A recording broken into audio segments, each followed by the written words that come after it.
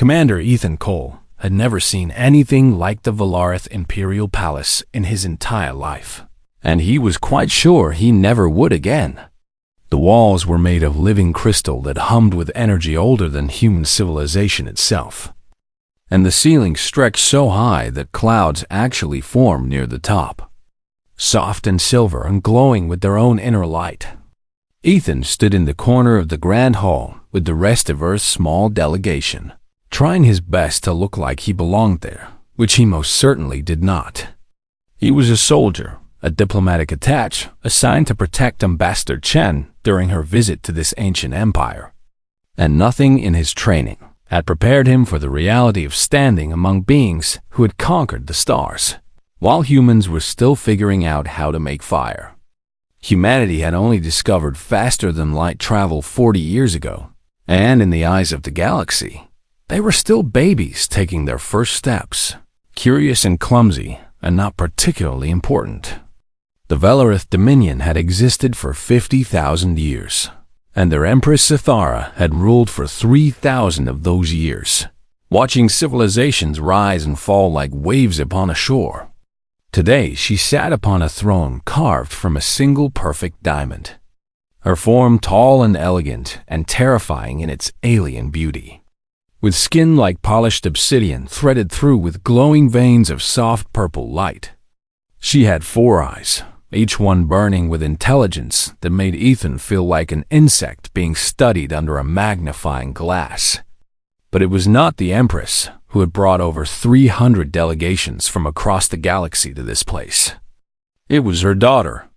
Princess Calith had reached what the Valarith called the Age of Binding, a sacred moment when a royal daughter would choose a consort from among the galaxy's most powerful and worthy suitors. This was not simply a marriage in the human sense of the word, but a political union that would shape alliances and power structures across 1,000 star systems for centuries to come.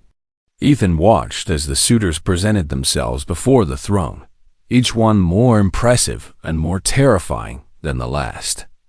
The Kreth warlords came first, massive beings standing over 8 feet tall with bodies covered in natural bone armor that could stop plasma fire, their deep voices rumbling like thunder as they spoke of the worlds they had conquered and the enemies they had crushed.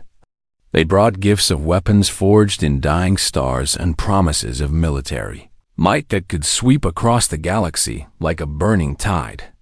Next came the Sindari nobles, creatures so graceful and beautiful that looking at them almost hurt.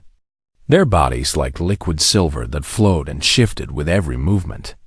Their minds so advanced that they had solved mathematical equations that other species could not even comprehend.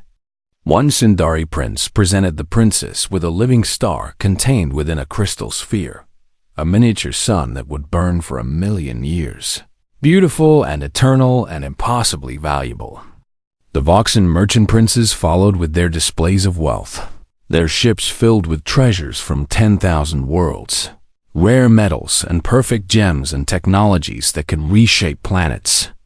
Ambassador Chen leaned close to Ethan and whispered in his ear with a soft voice filled with tired acceptance.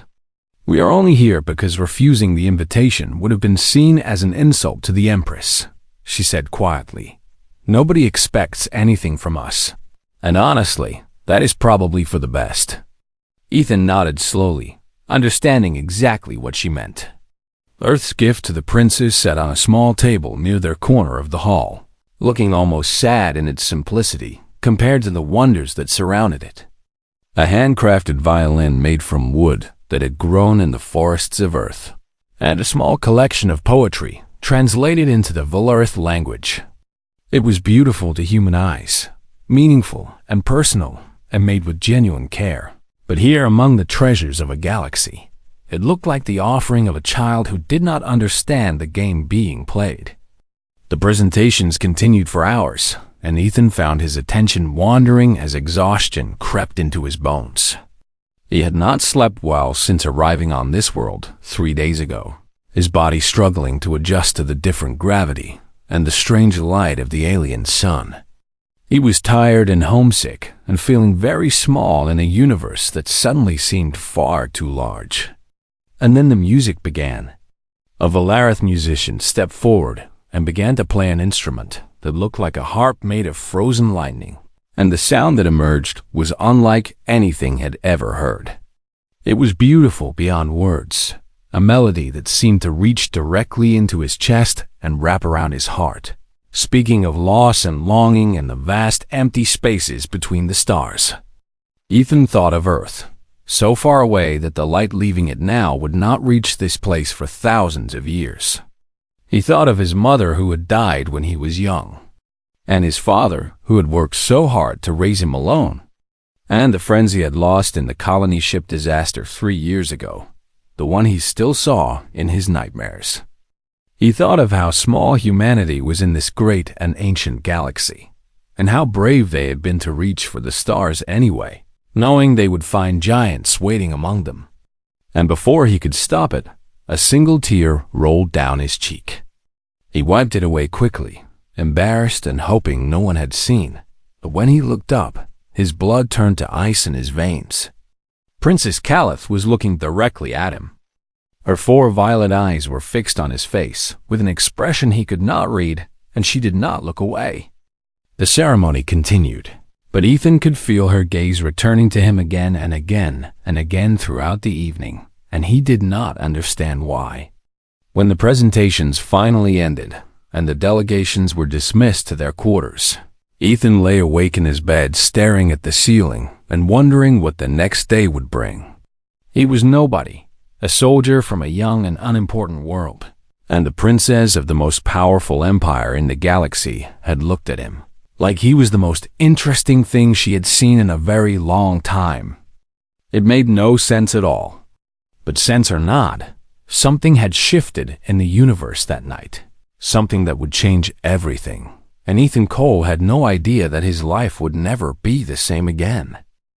The next morning brought the moment everyone had been waiting for, the moment when Princess Kelith would announce her choice and the galaxy would learn which species would be bound to the Valarith throne. Ethan stood in his usual corner with the human delegation, wearing his dress uniform and trying to look alert despite another sleepless night. The Great Hall was even more crowded than before, with every delegation pressing forward to be closer to the throne, each one convinced that they would be chosen. The Kreth warlords stood with their massive arms crossed over their armored chests, radiating confidence and barely contained violence. The Zendari nobles floated near the front of the hall, their silver forms catching the light like living mirrors, their expressions serene and certain. The Voxen merchant princes whispered among themselves, calculating odds and making secret bets on the outcome. Ambassador Chun stood beside Ethan with her hands folded in front of her, her face carefully neutral, but her eyes tired and ready for this whole affair to be over so they could return home.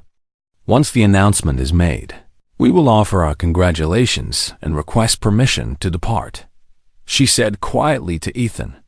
With any luck, we will be back on Earth within 2 weeks. Ethan nodded, relieved at the thought of leaving this strange and overwhelming place. A great horn sounded, deep and resonant, and silence fell across the hall like a heavy blanket.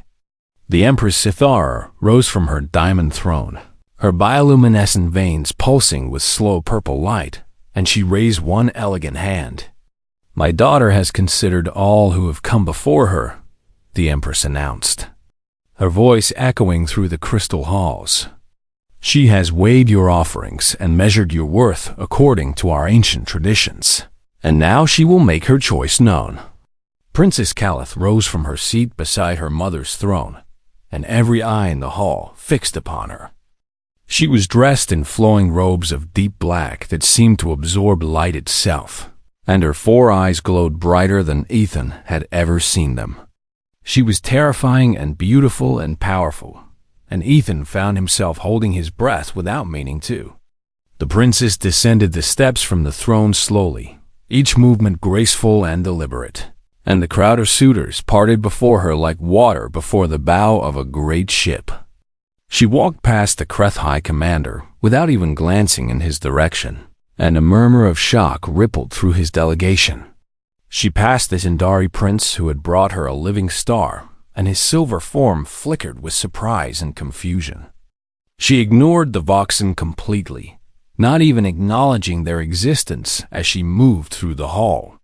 And then she kept walking, past all the major delegations, past all the powerful suitors who had come from across the galaxy, moving toward the back of the great hall where the lesser species stood, where the humans stood. Ethan felt his heart begin to pound in his chest as the princess approached, and he told himself firmly that she must be heading somewhere else, that there must be some other delegation behind them that he had not noticed. But there was no one behind them. Princess Calith stopped directly in front of Ethan Cole, and the hall fell into a silence so complete that he could hear his own blood rushing in his ears. "You," she said, and her voice resonated at frequencies that made his very bones vibrate. Ethan could not speak, could not move, could barely remember how to breathe. "You wept," Calith said, her 4 eyes studying his face with an intensity that felt like being examined under a microscope. The memory of the previous evening crashed through Ethan's mind, the tear that had escaped during the concert, the moment of weakness that he had tried so desperately to hide. "I," he stammered, his voice cracking. "Yes, Your Highness, I did. Why?"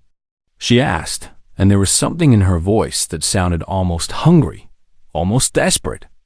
Ethan swallowed hard and tried to find the words to explain something he did not fully understand himself. "The music was beautiful," he said slowly. "It made me think of home, of the people I have lost, of how far away Earth is from this place. I suppose I just felt it all very strongly for a moment." Calith tilted her head in a gesture that seemed almost human. "You felt it," she repeated, as if tasting the words. "The music moved through you like water through sand, and you could not stop your response." "I am sorry," Ethan said quickly. "I know it was improper, and I should have controlled myself better, and I hope I have not caused offense." "Offense?" Calith's bioluminescent veins flickered with colors Ethan had never seen before. "You have not offended me, human. You have fascinated me." She turned to address the assembled crowd, and her voice rang out across the hall like a bell. "No one weeps anymore," she declared. "The Kreth burned away their grief centers millennia ago because they saw tears as weakness, and now they can no longer feel sorrow even when they wish to." The Kreth delegation shifted uncomfortably, their expressions unreadable behind their bone-plated faces. The Sindari consider emotion a disease of the mind to be cured through meditation and genetic modification, and they have made themselves into perfect beings who feel nothing at all. The silver forms of the Sindari seem to dim slightly, though their faces remain serene. The Voxen have evolved to feel only in relation to profit and loss, their hearts beating faster only when credits flow into their accounts. "Even my own people," Calith continued, her voice growing softer but no less powerful. "We have lived so long that we have forgotten what it feels like to be moved by beauty, to cry at loss, to laugh with genuine joy." She turned back to Ethan, and when she spoke again, her words were for him alone. "But you, little human from your young and fragile world, you sat in a room full of ancient powers and immortal beings, and you alone responded to beauty the way our ancestors did before we became so terribly perfect." Calith reached out and touched Ethan's face with fingers that were cool and smooth as polished to stone. "I choose this one," she said. The Empress rose from her throne, her expression unreadable but her voice sharp with disbelief. "Daughter, you cannot be serious about this decision." Calith did not turn to face her mother, keeping her eyes fixed on Ethan's face. "I have made my choice, mother, as is my right according to our most ancient laws." And in that moment of terrible silence, Ethan Cole understood with perfect clarity that his life had just become very complicated and very dangerous, and nothing would ever be the same. The choosing was only the beginning, And Ethan quickly learned that being selected by the princess did not mean he had won anything at all. Ancient Valarth law demanded that any consort of non-noble blood must prove their worth through something called the Trials of Binding, a series of challenges designed to test strength and intelligence and spirit. When Ethan heard about these trials, he felt a cold knot of fear form in his stomach. And when he learned what they actually involved, that fear grew into something much worse. The Empress herself explained the rules to him with a cold smile that never reached her 4 glowing eyes. These trials have existed for 30,000 years, she said. Many have attempted them, and many have died. And this is simply the way things must be, because the consort of a Valarith princess must be worthy of the honor. Ethan wanted to argue that he had never asked for this honor and would be happy to go home and forget the whole thing. But he knew that was not an option. If he refused the trials, it would be seen as an insult to the princess and to the entire Dominion, and Earth would suffer for his cowardice. So he agreed, and the trials began. The first challenge was called the Trial of Body, and it was exactly as terrifying as it sounded. Ethan was led into a great arena carved from solid rock, with thousands of Valarith spectators watching from seats that rose up into the darkness above. Waiting for him in the center of the arena was a Kreth champion named Varax, a monster of a creature standing over 8 feet tall with arms as thick as tree trunks and natural bone armor covering every inch of his body. The rules were simple: defeat your opponent or die trying. Ethan looked at the massive alien warrior across from him and felt a strange calm settle over his fear. He could not beat this creature through strength, because the Kreth was 10 times stronger than any human could ever be. He could not beat this creature through speed, because the Kreth's reflexes were enhanced by centuries of genetic modification. He could not beat this creature at all, not in any fair fight. So Ethan decided not to fight fair. When the match began, Varax charged forward with a roar that shook the arena, his massive fists swinging in brutal arcs meant to crush Ethan's skull. Ethan ran. He dodged and ducked and rolled across the arena floor, never standing still long enough for the Kreth to connect with a single blow. The crowd began to jeer and laugh, calling him a coward and a weakling and a disgrace to the ceremony. But Ethan ignored them, because he was not running from fear. He was watching. He watched how Varax moved, studying the way the creature's joints bent and flexed beneath that heavy armor. He noticed how the Kreth's legs locked up slightly during overhead strikes, a tiny moment of vulnerability that repeated every single time. He saw the small gap in the bone plating behind each knee, a necessary weak point that allowed the legs to bend properly. For 20 long minutes, Ethan ran and watched and waited, letting the Kreth grow more and more frustrated with every missed attack. And then finally, when Varax launched himself into one massive overhead strike with all his strength and rage, Ethan made his move. He dove not away, but toward the creature, sliding beneath the descending fists and coming up behind the Kreth just as those legs locked into position. His fist struck the nerve cluster behind Varax's right knee with every ounce of strength he possessed. The Kreth champion crashed to the ground with a howl of pain and shock, and before he could rise, Ethan stood over him with his hand pressed against the unarmored gap beneath the creature's jaw. "I could kill you right now," Ethan said quietly, "but I do not want to." The crowd fell silent in shock, and after a long moment, the Kreth champion let out a rumbling sound that might have been laughter. "You have defeated me, little human," Varax admitted, "not through strength or speed, but through patience and observation, and that is a victory I can respect." The second trial was called the Trial of Mind, and Ethan faced it with even less confidence than the first. He was matched against the Sindari Prince in a strategic simulation, a complex game of interstellar warfare that the Sindari had been playing for 10,000 years. Ethan lost the first match badly, his forces crushed within minutes by strategies he could not even comprehend. He lost the second match even faster. He lost 46 matches in a row, each one a humiliating defeat that made the watching crowd laugh and shake their heads at the foolish human who thought he could compete with Sundari perfection. But Ethan did not give up. Each time he lost, he learned something new about how the prince thought and planned. Each defeat taught him a lesson that he could use in the next attempt. And on the 47th match, Ethan did something completely unexpected.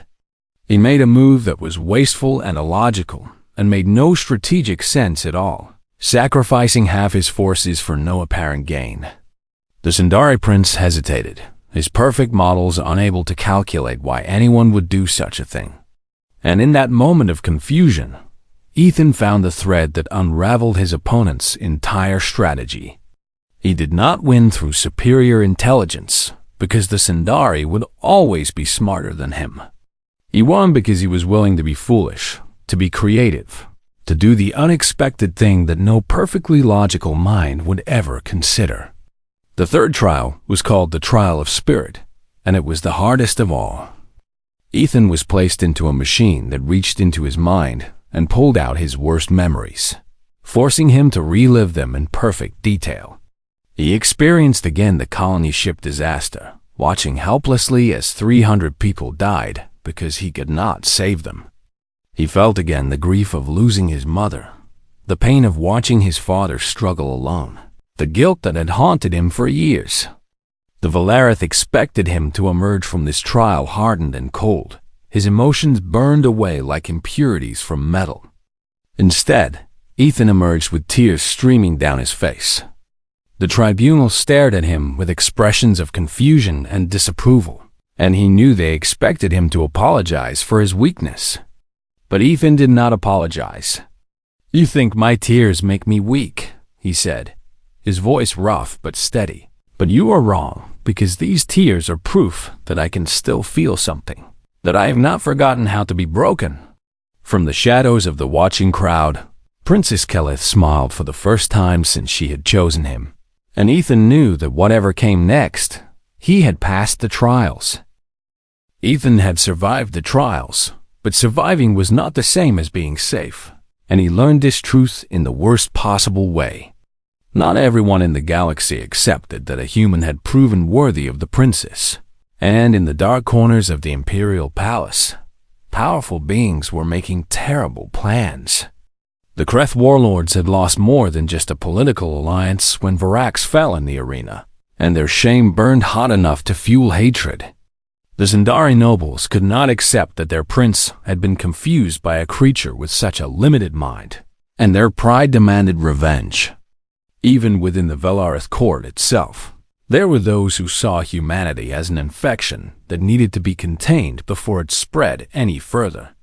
These forces came together in secret, bound by their shared anger and their determination to stop this impossible union before it could happen. Ambassador Chun was the first to die. Ethan found her in her chambers 3 days after the trials ended, her body still and cold, her face frozen in an expression of surprise. The Valarith doctors declared it a natural death, a failure of her human heart that simply could not handle the stress of being so far from home. But Ethan knew it was murder. He had seen the tiny mark on her neck where something sharp had pierced the skin, and he had noticed how quickly the Valarith officials closed the investigation without asking any real questions. Someone had killed her, and they wanted him to know it was a warning. Ethan threw himself into understanding what was happening, using the skills he had learned in the trials to observe and analyze everything around him.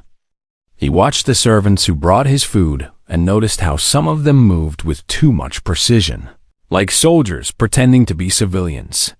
He studied the guests who came and went from the palace and recognized secret signals being passed between species that should have been enemies. Princess Keleth helped him, teaching him to read the subtle color changes in Valarith bioluminescence that revealed emotion and deception. It was this knowledge that saved his life. The assassination attempt came on the night before the ceremony of joining, when Ethan was alone in his quarters preparing for the next day. A servant entered carrying fresh robes for the ceremony, and Ethan looked up and saw the servant's glowing veins flickering with the colors of deception and murderous intent. He moved half a second before the blade emerged from the servant's sleeve, throwing himself to the side as the weapon sliced through the air where his throat had been. The fight was brief and brutal, and when it was over, the assassin lay dead on the floor with his own blade in his chest. Ethan searched the body and found something that turned his blood to ice. A communication device containing messages that revealed the true scope of the conspiracy.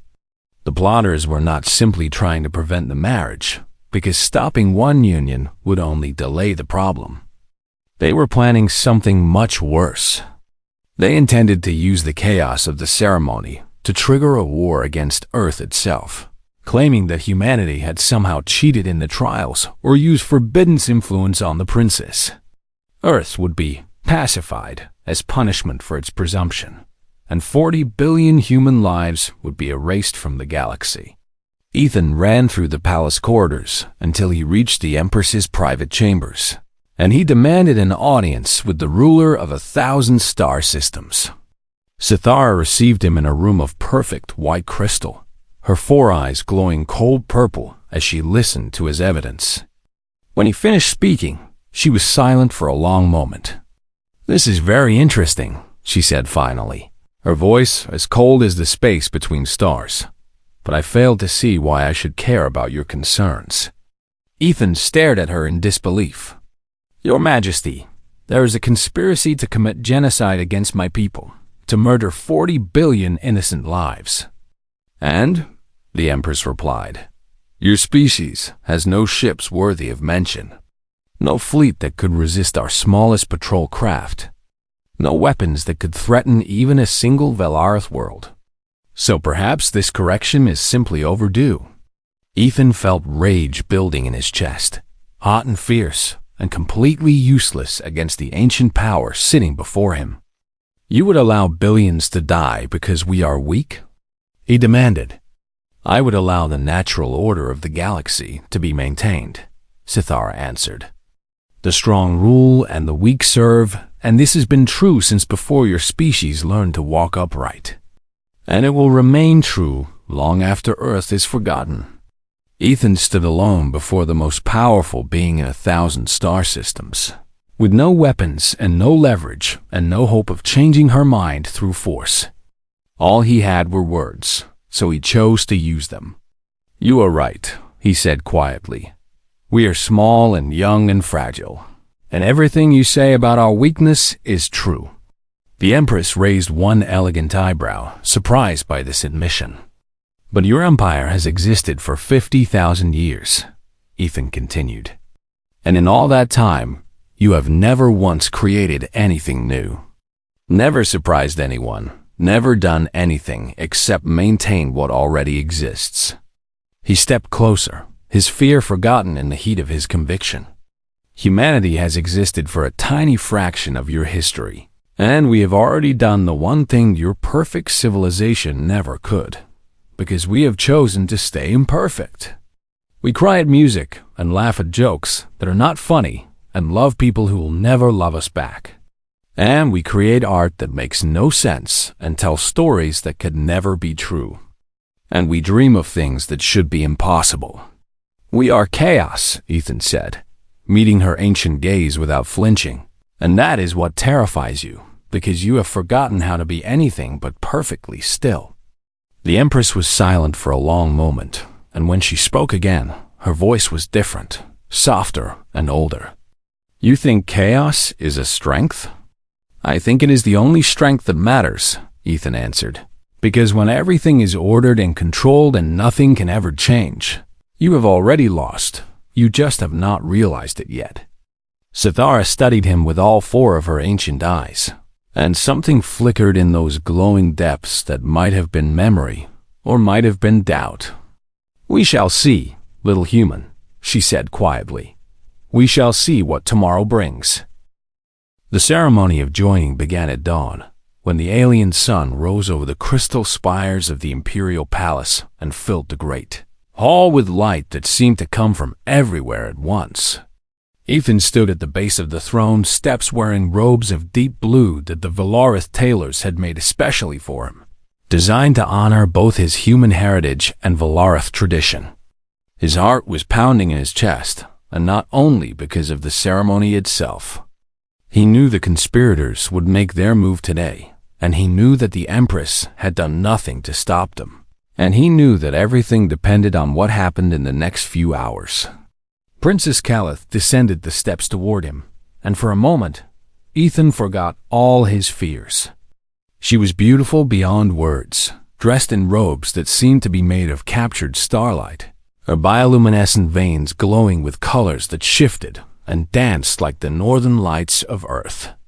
She reached out and took his hand, and her skin was cool and smooth against his palm.